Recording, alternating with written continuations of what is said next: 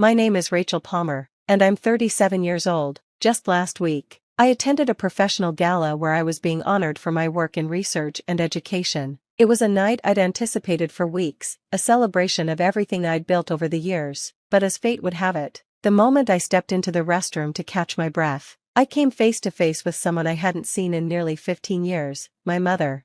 She was standing at the sink, reapplying her lipstick, every bit the poised socialite I remembered. For a fleeting moment, I wondered if she'd recognize me, but then her eyes flicked up to the mirror, locking onto my reflection. Her hand froze mid-motion, and I saw her jaw tighten.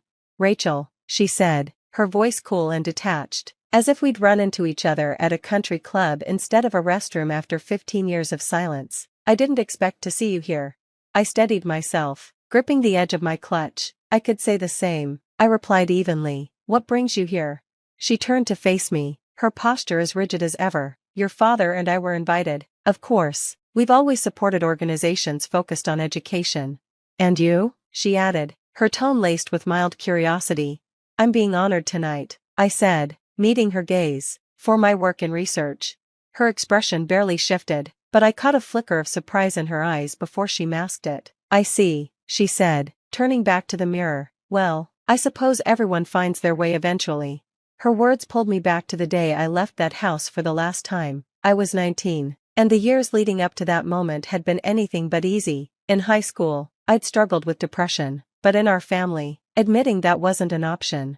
"What could you possibly be sad about?" my mother had said when I once tried to confide in her. Her voice was dripping with irritation. "You have everything, more than most kids your age. Stop making excuses." But the truth was, I had been drowning. The pressure to live up to the Palmer name was suffocating. By junior year, my grades were slipping. By senior year, I was barely hanging on. My parents didn't see a teenager in need of help. They saw a failure, an embarrassment. When I only got into a community college, my father's fury was unmatched. "This family has standards," he'd said that night, pacing the living room while I stood clutching my acceptance letter. "And you've done nothing but drag us down. You want to waste your life? Fine, but you'll do it on your own." I was kicked out that night. I can still feel the weight of the duffel bag I carried as I left the house, filled not just with clothes, but the heavy reality of being completely on my own. My parents didn't even say goodbye. My mother remained seated on the couch, scrolling through her phone as if I were invisible. My father disappeared into his study, his ultimatum already delivered. For the first few weeks, I crashed on a friend's pull-out couch while I figured out my next steps. Community college wasn't glamorous, but it was mine. I worked part-time at a diner to cover tuition and rent, scraping by until I could afford a tiny studio apartment. It was a grind, balancing classes, shifts at the diner, and the relentless voice in my head that whispered I was a failure. But for the first time, I could breathe, even if the air felt thin. That first year was a blur of late-night study sessions and endless shifts, but it also brought something unexpected: hope. I decided to study chemistry, partly because I loved it, and partly because I wanted to prove to myself, and maybe even to them, that I could excel at something difficult. It wasn't easy. My high school grades had been mediocre, and I felt like I was starting from behind. But for the first time in years, I wasn't crushed under their expectations. I could focus on learning. I still remember my first chemistry exam. I had spent weeks preparing, poring over every formula, every reaction, until I could practically recite them in my sleep. When the professor handed back the graded tests, I hesitated, terrified to look. But there it was, a 92%. I nearly cried right there in the classroom. It wasn't perfect, but it was mine. I'd earned it. That small victory felt like the first step toward rebuilding myself after everything had fallen apart. Over the years, I evolved in ways I never expected. College wasn't easy, but I learned how to work for what I wanted. The more I gave, the more I grew. By the time I finished my associate's degree, I wasn't just a student anymore. I was someone who had learned how to fight for her place in the world. When I transferred to a 4-year university, the obstacles didn't stop, but I had learned how to face them head-on. The shy, insecure girl who barely scraped by in high school was gone. In her place was someone who could stand in front of a class, explain complex concepts, and hold her own. Chemistry, which had once been a daunting challenge, became my passion. I didn't just want to pass anymore, I wanted to excel, to prove that I wasn't the failure they thought I was. While juggling part-time work, I also interned at local research labs. gaining hands-on experience that eventually led to a life-changing opportunity, becoming a lead researcher at a nonprofit dedicated to advancing science education. It wasn't just a job, it was a mission. I wanted to create a space where other kids, the ones who were told they weren't good enough, could find their way too. Graduating with my bachelor's degree was supposed to be a triumphant moment, but when the day arrived, I realized something painful. My parents hadn't even called, not to congratulate me, not to ask about my plans, nothing. My father, the owner of a massive fertilizer company, had more money than he knew what to do with. He and my mother lived in a mansion, hosted extravagant parties, and rubbed elbows with politicians and CEOs, but for all their wealth, they'd never taken an interest in me unless it was to criticize. Even after I graduated with honors, after working tirelessly to get where I was, I didn't exist in their world. To them, I was a reminder of their failure, an inconvenient blemish on their perfect lives. It stung more than I wanted to admit. I had hoped, maybe foolishly, that they'd at least acknowledge my hard work, but they didn't. It was as if I had never mattered to them. That realization hit harder than I expected. The only family member who came to my graduation ceremony was Aunt Lydia, my mother's younger sister. Lydia was the black sheep of the family, shunned for being too eccentric, but she'd always been kind to me. She was the one person who remembered my birthday, even when my parents pretended I didn't exist. When I saw her in the crowd, waving excitedly from the back, a lump formed in my throat. After the ceremony, I found her waiting in the parking lot with a huge bouquet of flowers. "You did it, kid," she said, pulling me into a tight hug. "I'm so proud of you." It wasn't much, but it was enough. It wasn't the cold silence I'd grown used to. Aunt Lydia reminded me that family didn't have to mean perfection and that love could come from unexpected places. She didn't care that I hadn't followed the straight path my parents wanted for me. She cared that I'd made it, no matter the hurdles. A few months after graduation, while wrapping up a research project at the university, one of my professors, Dr. Collins, pulled me aside. He was an old-school chemist who spoke about the periodic table like it was poetry. He had noticed my work ethic and persistence. "Rachel," he said, his voice calm and thoughtful, "I've been in touch with some colleagues at Oxford University. They're offering a research opportunity in environmental chemistry, and I think you'd be a perfect fit." At first, I thought he was joking. Oxford? One of the most prestigious universities in the world? Me? But Dr. Collins insisted. "This isn't just a job," he said. "It's a chance to make real contributions to the field. You've earned this. Don't let fear hold you back."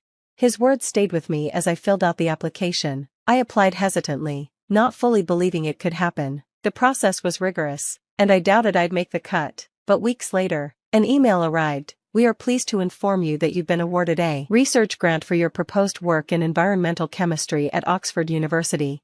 I was stunned. Moving to England felt like stepping into an entirely new world. I didn't tell anyone, not my parents, not my old friends. The only person who knew was Aunt Lydia. A few days before I left for England, I called Aunt Lydia. She was the only person I trusted with the truth. "You've worked too hard to let anything hold you back," she said, her voice steady and encouraging. "Do this for yourself, Rachel."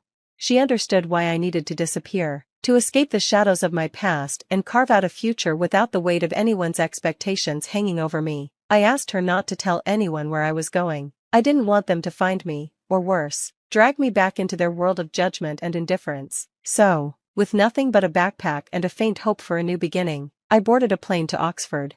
Settling into a tiny flat in the heart of the city, I threw myself into my work. The first few weeks were a blur of adjustment, the language, the culture, the isolation, but as I immersed myself in my research, I began to feel at home. I was part of something bigger now, working on projects that truly mattered, projects with the potential to make a real impact on the world.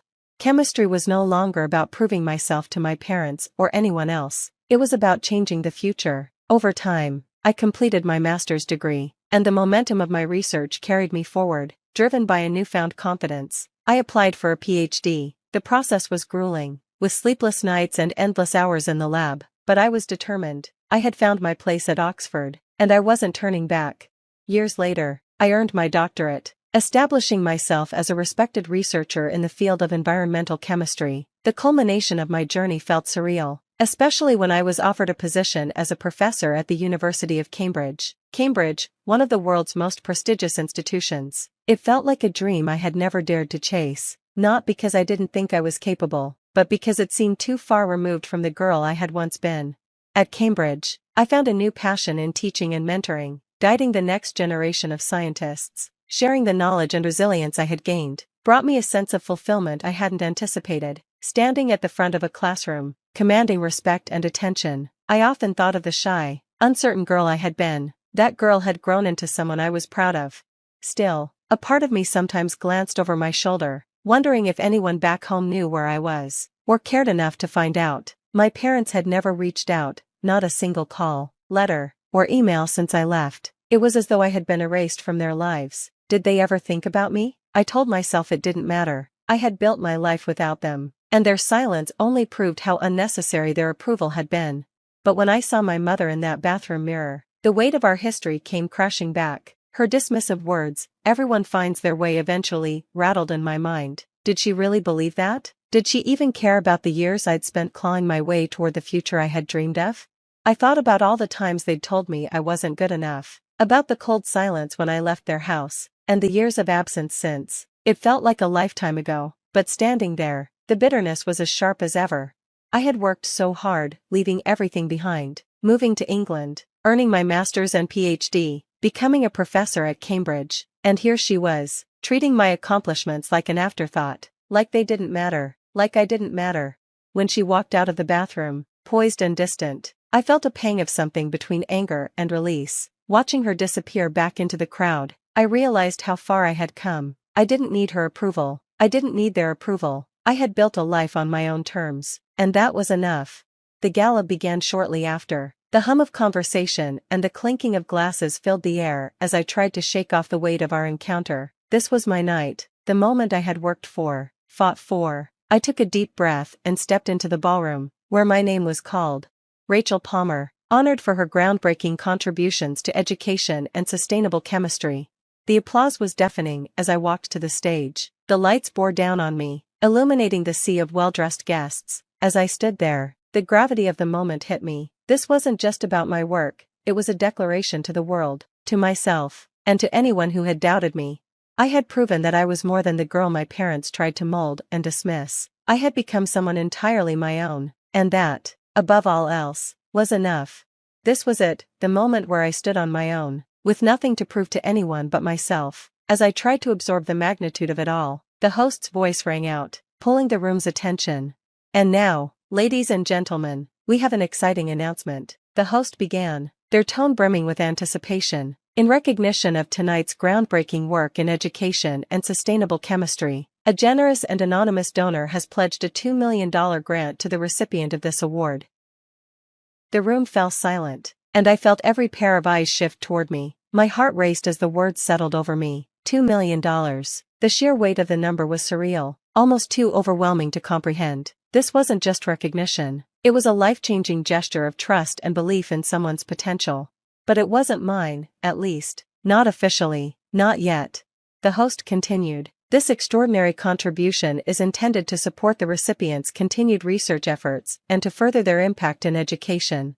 I blinked, stunned, as the words echoed in the room. The announcement wasn't directly for me, it was for the recipient of the award, whose name had yet to be revealed. Still, the atmosphere shifted, and I couldn't help but notice the charged energy in the air. This wasn't just an award, it was a transformation for whoever received it.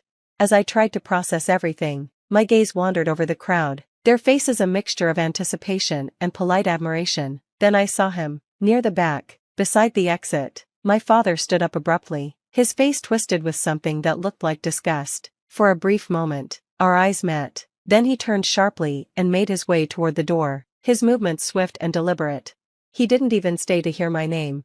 I froze. Anger, disbelief, and a sharp pang of bitterness rose in my chest. This was the moment I had dreamed of, validation for everything I'd worked for, an acknowledgement of my journey, and he couldn't even bring himself to remain in the room. The man who had rejected me, kicked me out of his house, and dismissed my dreams was walking away, just as the pinnacle of my success unfolded.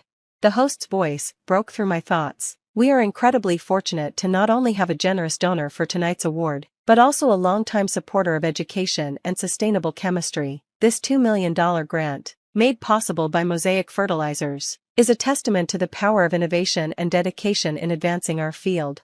Mosaic Fertilizers. my father's company.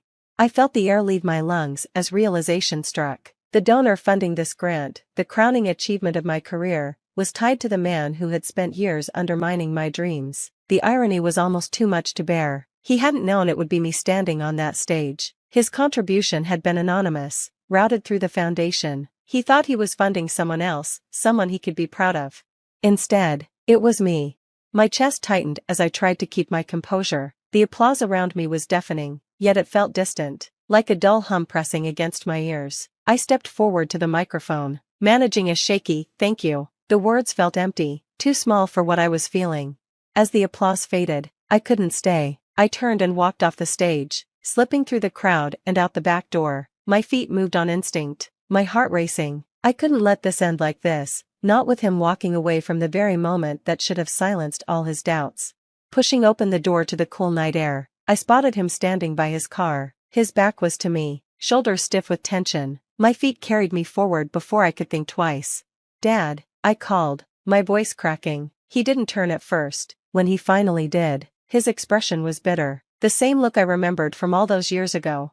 "What is it now, Rachel?" His voice was sharp, cold. "You think I'm going to congratulate you? Celebrate the fact that you're taking my money?" I stopped a few feet away, my chest heaving. "I didn't know it came from you," I said evenly, "and I didn't ask for it." He sneered. "No? Well, it's yours now. Enjoy it. But it doesn't change a thing. You're still the failure I kicked out of my house. No grant, no award will fix that." The words hit me like a slap, but this time, they didn't cut as deep. I looked him in the eye, steady and unflinching. "I don't need it to. I built my life without you, and I'll keep building it. This grant isn't about you, it's about what I've earned." For a moment, he said nothing, then, with a dismissive shake of his head, he turned and got into his car. I stood there as he drove away, the sound of the engine fading into the distance. That night, I made a decision. The $2 million grant wasn't my victory, it was a reminder of everything I had left behind. I donated the entire amount, every last cent, to fund scholarships for underprivileged students. They deserved a chance to create their own future, free from the burdens of judgment and expectation. As I pressed the final confirmation on the donation, I felt a quiet sense of peace. My father's money didn't define me. His approval didn't validate me. My legacy would be my own, and that was worth far more than any grant.